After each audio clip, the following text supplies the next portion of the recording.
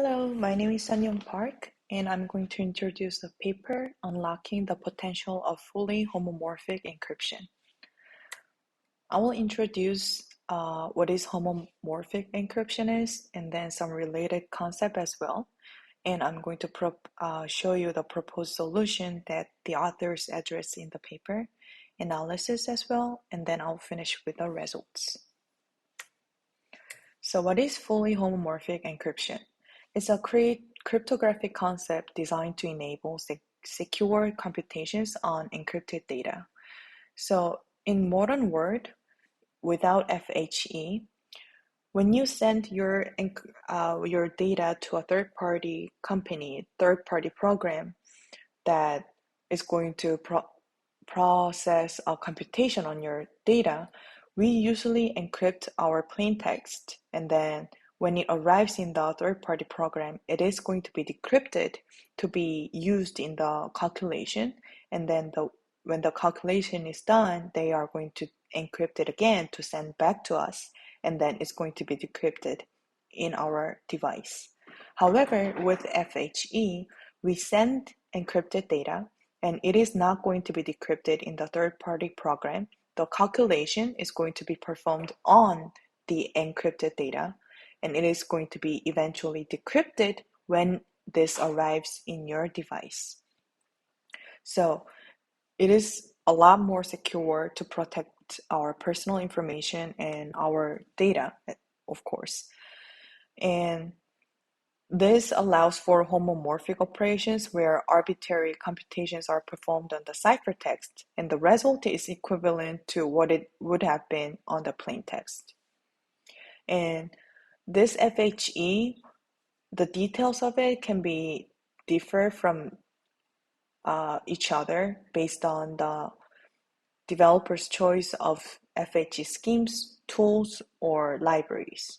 However, in modern world, the modern FHE schemes predominantly rely on a computational problem known as learning with errors. So what it does is it intentionally inserts noise data to the encrypted data to make it harder for us or some attackers to decrypt the encrypted data and then see the original plain text. However, the challenge with this is the more noise accumulates, the harder it becomes to perform calculation on the encrypted data. So it makes it very expensive. So FHE introduces an innovation called bootstrapping, which homomorphically decrypts the message while reducing the noise. I'm not going to explain more about this because it's out of range. However, if you are interested in what it is, I strongly recommend reading the paper. They explain more in detail. Even though FHE sounds compelling, it has some limitations. FHE is circuit-based programming, so if you want to use FHE scheme to protect your data with your original application, you will need to change your code to circuit-based programming code. So which requires a lot of work, and it requires hardware acceleration because performing a calculation on encrypted data is a lot more expensive than on plain text. And developer community, real lack of standardization and tools, real lack of information. So eventually it makes FHE has low usability and low performance. So the authors thought introducing some tools and introducing some concepts can help developers to further study about FHE or developing some tools for FHE. So they introduced FHE's transpiler. So it converts C++ code designed for plain text data into equivalent code for encrypted data. If you look at the picture on the left side, there is a method that adds integer a with integer b. If you want to use FHE, you cannot use this method. As I mentioned, it has to be circuit-based programming. So if you input this method to the transpiler, it is going to convert to the equivalent code that can be used with encrypted data directly. And the authors also introduced a concept called FHE stack. The FHE stack is a framework aimed at simplifying the development of fully homomorphic encryption of applications. So by maintaining, it mainly has 4 layers, and maintaining this clear interfaces between these layers, development complexity is reduced, allowing developers to focus on coding while engineers can make informed trade-offs between privacy, latency, and hardware needs. And also, domain experts can independently enhance each layer, benefiting the entire system. I believe that FHE stack is a concept that they introduced because I couldn't find any other reference online. But I think this is very helpful because modularization is always helpful for developers to focus on one thing. So how their transpiler works is in between the first 2 layers, the front end and circuit optimizer. Here, the IR represents a high-level circuit. So what IR is, it plays a pivot role within FHE stack by serving an essential bridge between different layers of the stack. So its primary purpose is to represent the FHE circuits in a structured and abstract manner, making it easier to manipulate and optimize the encryption and decryption processes. So back to front end. As with a FHE transpiler, the high-level circuit abstracts FHE operations, making it easier for the front end to convert source code from high-level language into abstract FHE-friendly language, which is a circuit.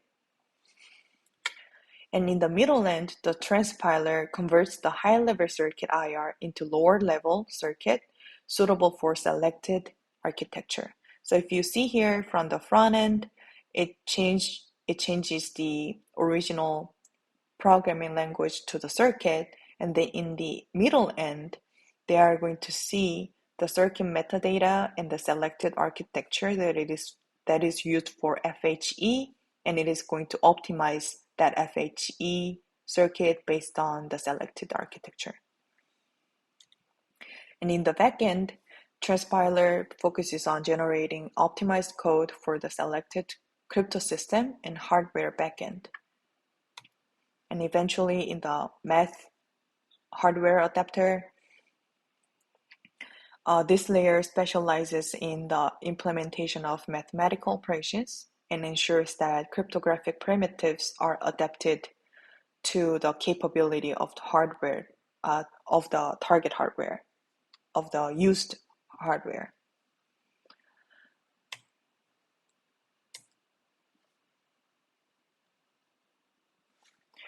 So I think by reading this paper, I think the authors made developing FHE more accessible by introducing FHE transpiler and FHE stack. Currently, it only supports C++ to convert it from programming language to circuit-based programming language.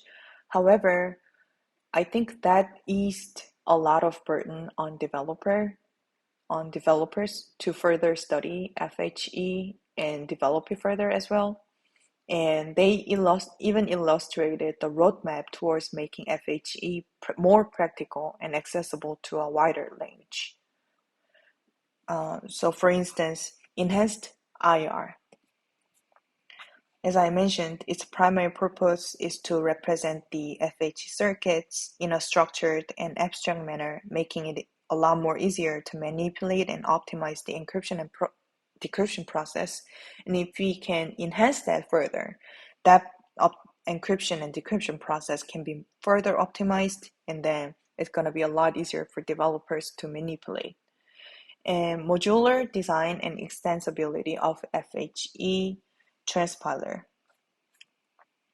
So while the transpiler they introduced currently supports C++ and only one FHE scheme, they envisions the integration of multiple front-end and back-end in the future, facilitating broader adoption and adaptability to various user cases. And standardization and tooling. The authors emphasizes the need for standardized benchmarks, user guidance, and comprehensive documentation to empower developers and engineers to embrace FHE more confidently, and also community collaboration. So I think we developers can reference this stack module, FHE stacks, which helps modularization, and FHE transpiler. We can reference this to further study FHE because that's going to enhance the security of our data in the future. So as a result, I found this paper to be very informative since it gave me a good chance to learn about fully homomorphic encryption and some presentation in a details of the FHE stack and some benefits of developing FHE further. And I think future work, we can focus on expanding the capabilities of the FHE transpiler to support a broader range of programming languages. And also, one thing that I would do in the future work is I think this paper can be potentially improved by delving further into the limitation of FHE.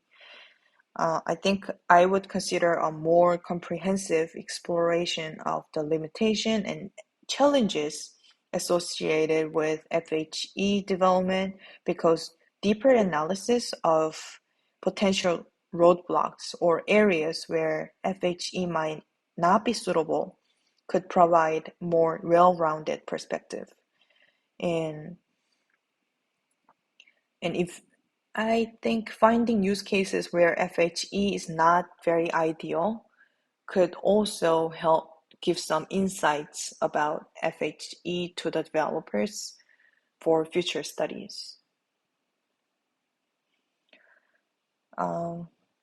Yes, so that is it for me, and I hope you enjoyed this topic like I did.